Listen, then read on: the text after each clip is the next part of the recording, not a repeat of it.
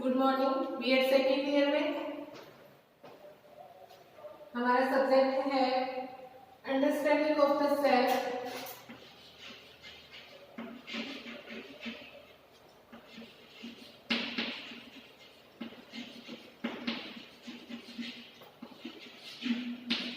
Understanding of the self, जिसमें हमारी unit चल रही थी 1.1, जिसमें हमने पहले आत्मनियंत्रण के बारे में पढ़ा था। पिछले अध्याय में आत्मनियंत्रण से संबंधित बातें हमने पढ़ी थी कि आत्मनियंत्रण क्या होता है, आत्मनियंत्रण की विधियां आज का टॉपिक है। आत्मनियंत्रण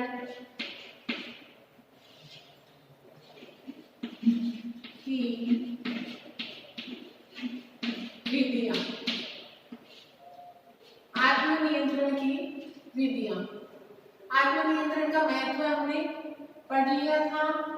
आत्मनियंत्रण की विधियां कई प्रकार की बताई गई हैं, कई तरीके बताए गए हैं जिनके द्वारा आत्मनियंत्रण किया जा सकता है, जिसमें से पहला है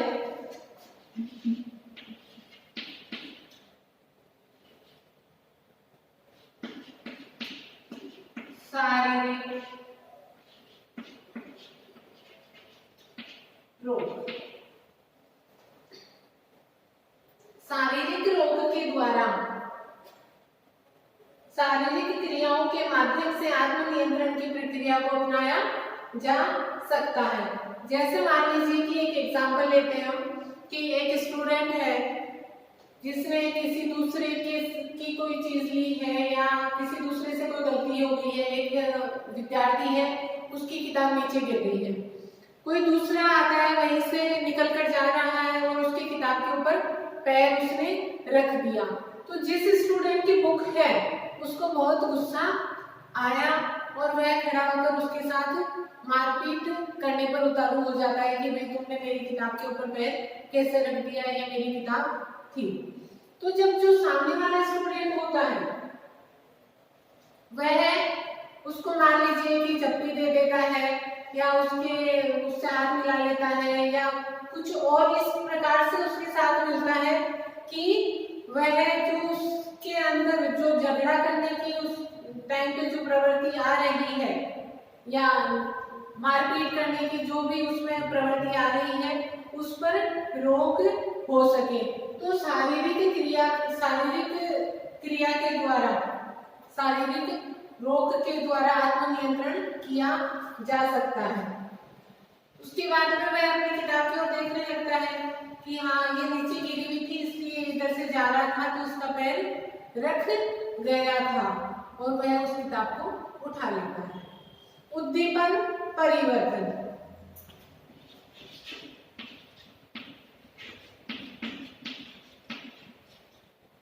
दूसरा है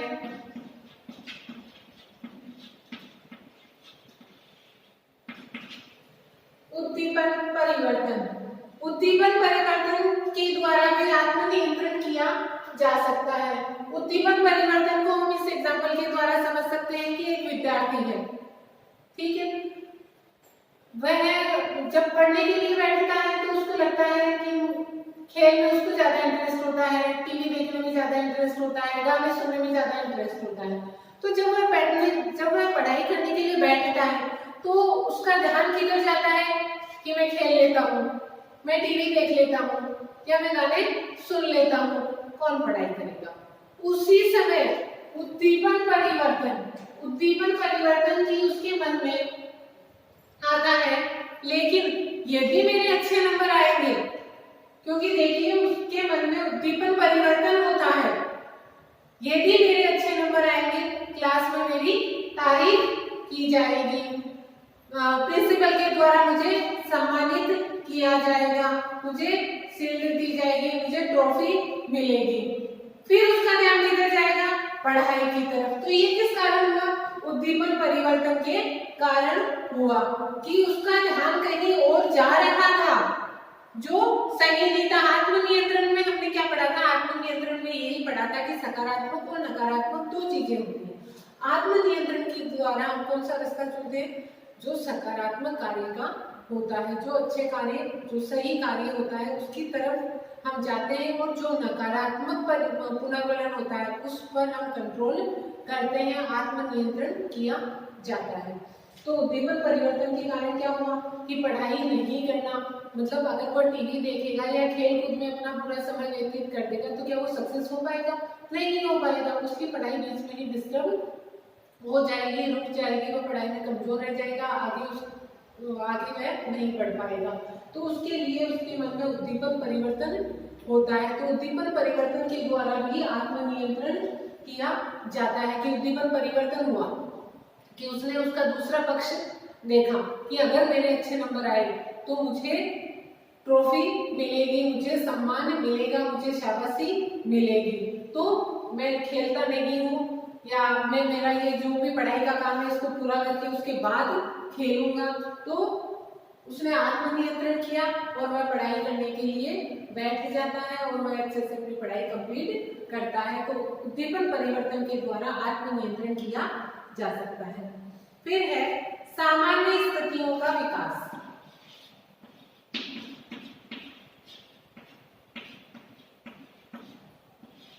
सामान्य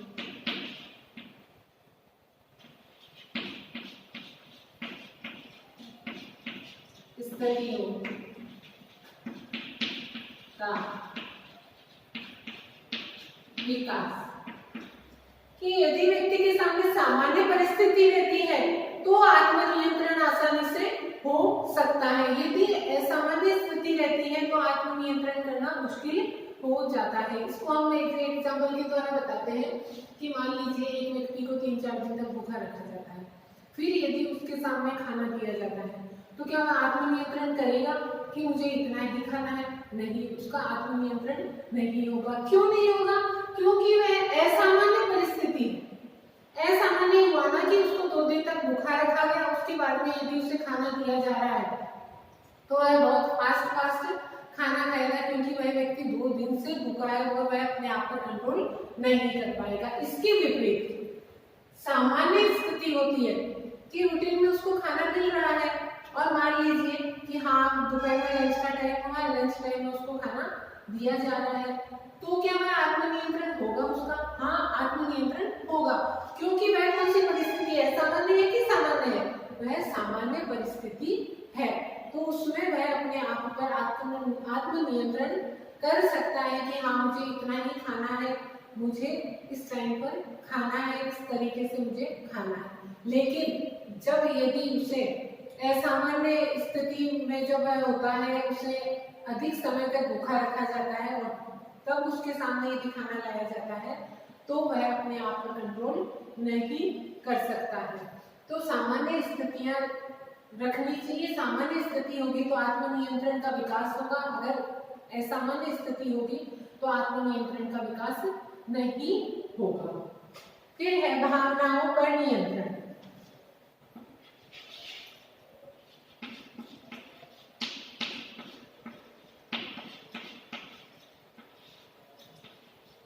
भावनाओं पर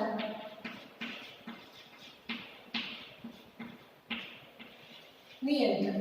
भावनाओं पर नियंत्रण क्योंकि संवेगात्मक विकास होना बहुत जरूरी होता है। हमने पढ़ा था कि आत्मनियंत्रण के लिए संवेगात्मक विकास का होना बहुत जरूरी है। संवेगात्मक विकास नहीं होगा तो आत्मनियंत्रण नहीं होगा, आत्मनियंत्रण की स्थिति नहीं होगी, वह आत्मनियंत्रण नहीं कर पाएगा।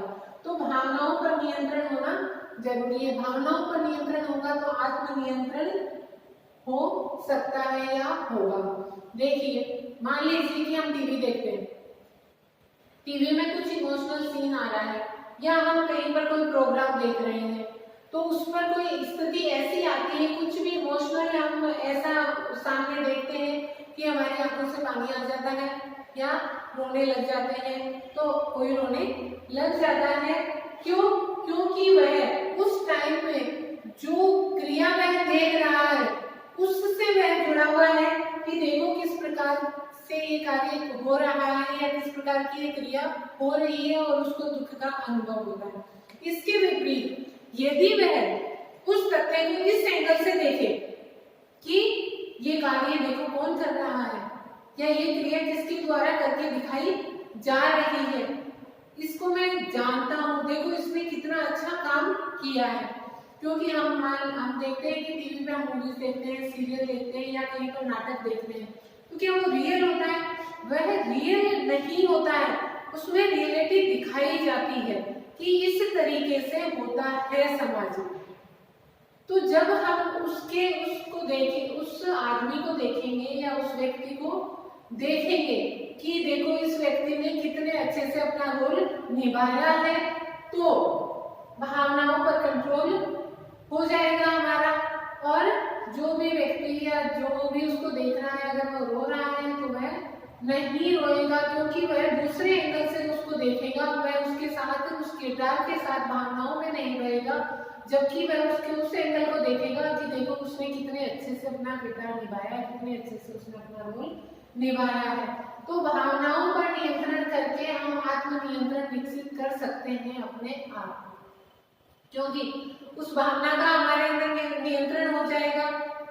क्योंकि हमने संवेदनात्मक यदि विकास होगा तो भावनाओं पर नियंत्रण हो सकता है, और जब हम भावनाओं पर नियंत्रण करेंगे कि हाँ ये हो रहा है, लेकिन देखो इसने कितने अच्छे से इस कार्य को किया है, कितने अच्छे से इसने अपना रोल निभाया है, तो हमने हमारी भावना पे नियंत्रण किया ना कि हम उस दृश्य को देखकर रोए नहीं या इमोशनल नहीं हुए, उसका हमने दूसरा एंगल देखा है, तो हमारे अंदर आत्मनियंत्रण विकसित होगा।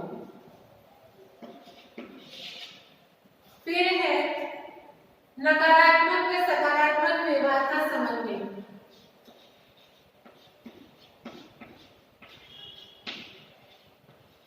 नकारात्मक व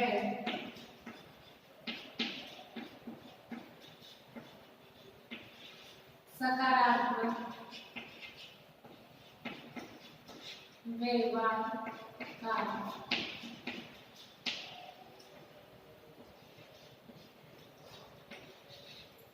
समन्वय। नकारात्मक और सकारात्मक व्यवहार में समन्वय होना चाहिए। मान लीजिए किसी ने कोई गलत काम किया है, अगर क्लास में कोई विद्यार्थी गलत काम करता है तो उसे उसका भी फीडबैक मिलना चाहिए कि उसको उचित दंड दिया जाना चाहिए, ताकि जो बाकी के विद्यार्थी हैं वो उसको देखकर सीखें कि अगर हमने गलत काम किया तो हमें भी ये दंड मिलेगा, और वह आत्मनियंत्रण की परिस्थिति उनमें उत्पन्न होगी। वह आत्मनियंत्रण का विकास उनमें होगा कि जो गलत काम किसी एक स्टूडेंट ने किया था, जिसको पनिशमेंट मिला है, वैसा गलत कार्य या दंडनीय कार्य है वो बाकी के स्टूडेंट्स नहीं करेंगे। तथा इसके साथ क्या होना चाहिए कि मान लीजिए कि कोई छात्र बहुत अच्छा कार्य कर रहा है तो उसको पुरस्कृत भी किया जाना चाहिए, उसको शाबाशी भी मिलनी चाहिए। उससे भी बाकी के छात्र ये सीखेंगे कि देखो यदि हम इस तरीके से अच्छा कार्य करेंगे तो हमें भी क्लास में शाबाशी मिलेगी, या हमको सम्मानित किया जाएगा, या हमको पुरस्कृत किया जाएगा। तो नकारात्मक और सकारात्मक व्यवहार का समन्वय होना चाहिए कि जो गलत है उसके लिए भी क्लास में फीडबैक होना चाहिए कि ये गलत कार्य है और इसके लिए आपको दंडित किया जाएगा। अगर अच्छा कार्य किया जा रहा है तो उन्हें पुरस्कृत या सम्मानित या उन्हें शाबाशी भी देनी चाहिए, ताकि बाकी के जो स्टूडेंट्स हैं वो सीखें कि कौन सा कार्य गलत है और कौन सा कार्य सही है, और वह सही दिशा की ओर मुड़ सके, और उसके लिए उनमें आत्मनियंत्रण विकसित हो। यदि मान लीजिए कोई व्यक्ति गलत कार्य करता है और उसके लिए उसको दंड नहीं मिल रहा है, तो बाकी के जो स्टूडेंट्स होंगे वो उनको नहीं समझ में आएगा कि गलत कार्य है और ये हमको नहीं करना चाहिए, और इससे हमें दंड यदि उनको नहीं मिलेगा तो वो भी उस तरीके से कार्य करेंगे या उस रास्ते का चुनाव करेंगे। और अगर कोई मेहनत करके अच्छा कार्य कर रहा है और यदि उसको कुछ फीडबैक नहीं मिल रहा है तो भी बाकी के लोग क्या सोचेंगे कि इतनी मेहनत करके इतना काम किया तो कौन सी शाबाशी मिल गई। तो इसलिए नकारात्मक व सकारात्मक व्यवहार का समन्वय होना चाहिए। गलत भी बताया जाना चाहिए, उसके लिए भी दंड दिया जाना चाहिए, और जो सही कार्य है उसके लिए भी पुरस्कृत किया जाना चाहिए। फिर है दंड की व्यवस्था।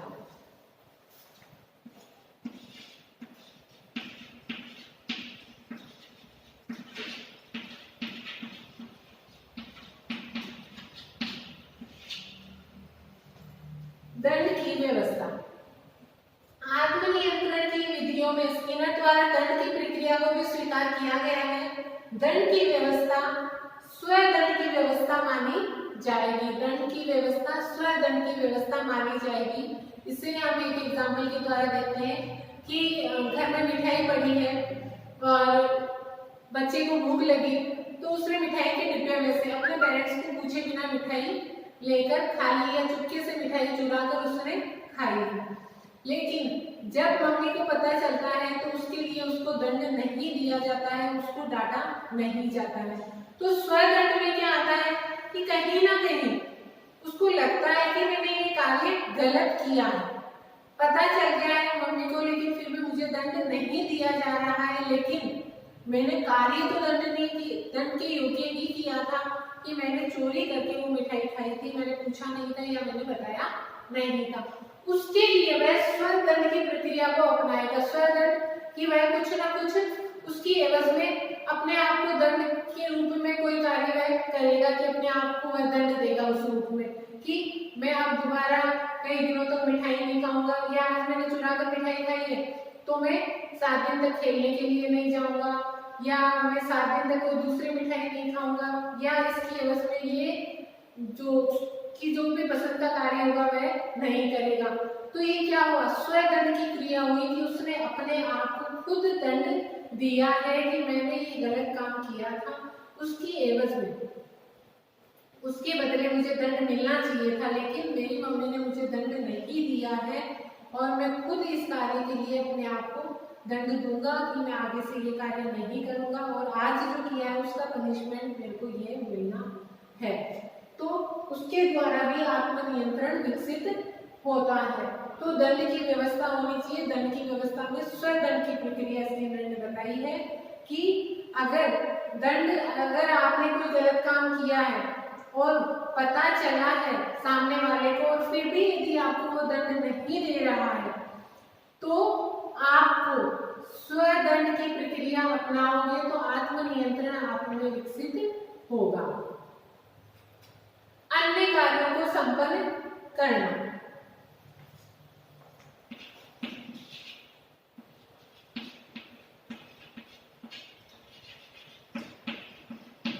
अन्य कार्यों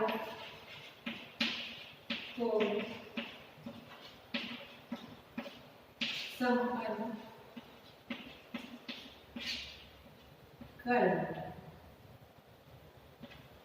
कि यदि आप लगातार एक ही कार्य कर रहे हैं और उसमें फिर आपका मन नहीं लग रहा है तो आपको एक बार के लिए कोई दूसरे कार्य का चुनाव कर लेना चाहिए।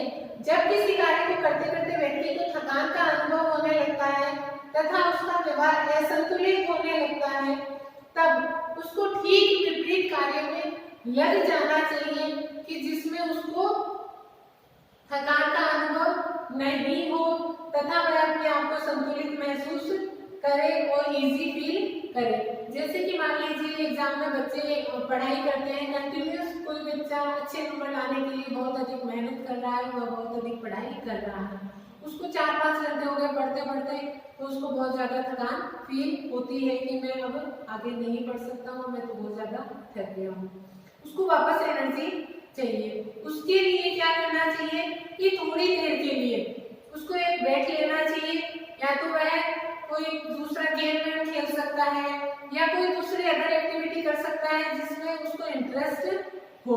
तो उस समय के लिए वह पढ़ाई को वहीं रोक कर और जो उसकी पसंद की दूसरी एक्टिविटी के गाने सुन रहा है या कोई गेम खेल रहा है, इंडोर गेम खेल रहा है, आउटडोर गेम खेल रहा है, उससे क्या होगा, उसको रिलैक्स फील होगा और उसमें वापस एनर्जी का विकास होगा, वापस एनर्जी उसमें आ जाएगी और फिर जब वह पुनः पढ़ाई करने के लिए बैठेगा तो वह उतनी ही फुर्ती से और उतनी ही एनर्जी के साथ वह पुनः पढ़ाई कर सकता है। तो यह आत्मनियंत्रण इससे विकसित होगा। दूसरे शब्दों में उसका पढ़ने की प्रक्रिया से ध्यान भंग हो जाता है तथा उसको मनोरंजन में खेल संबंधी कार्य को करना चाहिए। इससे क्या होगा, पुनः पढ़ाई करने की क्षमता उसको प्राप्त होगी तथा उसका व्यवहार में संतुलित होने के स्थान पर संतुलित हो जाएगा। तो आत्मनियंत्रण की विधियां कौन कौन सी बताई गई हैं? शारीरिक रोक के द्वारा कि शारीरिक रोग के द्वारा शारीरिक क्रियाओं के माध्यम से आत्मनियंत्रण की प्रक्रिया को अपनाया जा सकता है। हमने एक एग्जाम्पल में बताया था कि जैसे एक छात्र अपने दूसरे छात्र से अपमानजनक शब्दों का प्रयोग कर रहा है क्योंकि उसकी उत्तर पुस्तिका पर उसका पैर पड़ गया है। दूसरा छात्र जब उन शब्दों को सुनता है तो उसको भी उत्तेजना होती है, परंतु वह अपने ऊपर नियंत्रण करता है। ऐसी स्थिति में वह छात्र अपने साथी के गले में हाथ डालता है या जेब में हाथ डालता है। यदि ऐसा संभव नहीं होता है तो वह अपनी पुस्तक की ओर देखता है तथा अपनी जेब में हाथ डालकर टटोलने लगता है। इस प्रकार की अनेक शारीरिक क्रियाएं होती हैं जिनके द्वारा आत्मनियंत्रण किया जा सकता है। उद्दीपन परिवर्तन के द्वारा आत्मनियंत्रण किया जा सकता है कि एक सकारात्मक चीज दिखती है हमको और एक नकारात्मक दिखती है, उसमें से हम सकारात्मक का चुनाव कैसे करेंगे कि हम पढ़ रहे हैं लेकिन हमको वह काम है वो बहुत ज्यादा लेंदी लग रहा है, उसके बजाय हमको खेलना कूदना मनोरंजन के लिए हमको कुछ दूसरी एक्टिविटीज करना वो हमको इजी लग रहा है कि ये कर लेता हूँ, हमको पढ़ने के लिए बैठेगा। लेकिन उद्दीपन परिवर्तन उसी समय हम उसको दूसरे एंगल से देखते हैं कि लेकिन यदि मुझे अच्छे नंबर मिले तो मुझे शाबाशी मिलेगी, क्लास में मेरी एक इमेज बनेगी, मुझे पुरस्कृत किया जाएगा, मुझे सम्मानित किया जाएगा। तो फिर हम किसका चुनाव करेंगे, खेलकूद का या पढ़ाई का? हम पढ़ाई का चुनाव करेंगे, अच्छे नंबर लाने के लिए हम मेहनत करेंगे। क्योंकि आत्मनियंत्रण में क्या बताया जाता है, आत्मनियंत्रण में क्या होता है कि हम सकारात्मक पक्ष का चुनाव करते हैं और नकारात्मक को छोड़कर हम आत्मनियंत्रण करते हैं कि मुझे ये जो नकारात्मक ले जा रहा है या इसका जो नकारात्मक फल मिलने वाला है तो मुझे ये कार्य नहीं करना है। खुद पर कंट्रोल करके हम सकारात्मक को चुनते हैं तो हम पढ़ाई की तरफ बढ़ेंगे। थर्ड है सामान्य स्थितियों का विकास, कि हमारे सामने परिस्थिति है वो सामान्य रहनी चाहिए तभी आत्मनियंत्रण का विकास हो सकता है या आत्मनियंत्रण हमारे अंदर आ सकता है।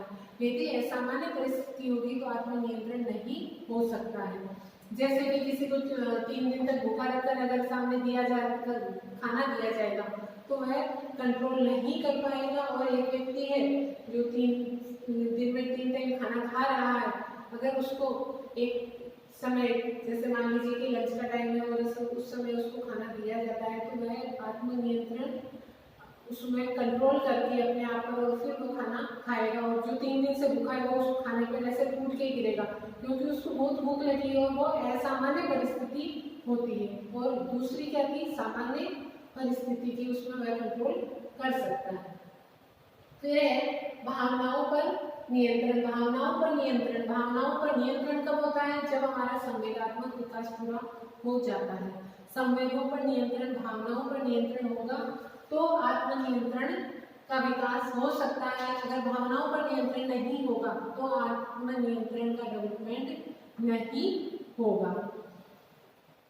नकारात्मक तथा सकारात्मक व्यवहार का समन्वय होना चाहिए। नकारात्मक जो कार्य है या आपका जो नकारात्मक बिहेव है उस अगर वो करोगे तो आपको दंड मिलेगा, सकारात्मक करोगे तो आपको सम्मान मिलेगा।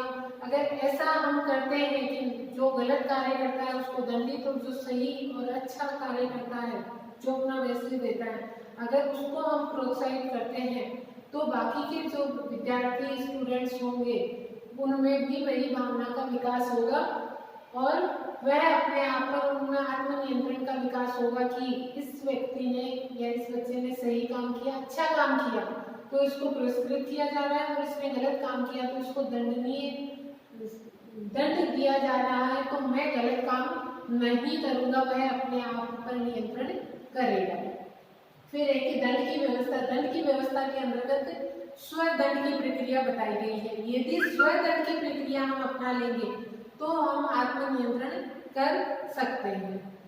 अन्य कार्यों को संपन्न करना, कि हम कोई अच्छा कार्य कर रहे हैं लेकिन हमको यदि वह बोरिंग लगने लग जाता है या लेंदी लगने लग जाता है तो थोड़े समय के लिए हमको उस कार्य को छोड़कर दूसरा अन्य कोई सही कार्य है कि जैसे हम पढ़ रहे हैं और बोर हो गए तो हम थोड़ी देर के लिए कोई खेल कूद कर लेते हैं या कोई दूसरी एक्टिविटी कर लेते हैं, और फिर जब हम वापस पुनः पढ़ाई स्टार्ट करते हैं तो डबल फुर्ती और एनर्जी के साथ हम वो कार्य कर सकते हैं। उसके द्वारा ही आत्मनियंत्रण का विकास होता है। आज के लिए इतना ही। Thank you.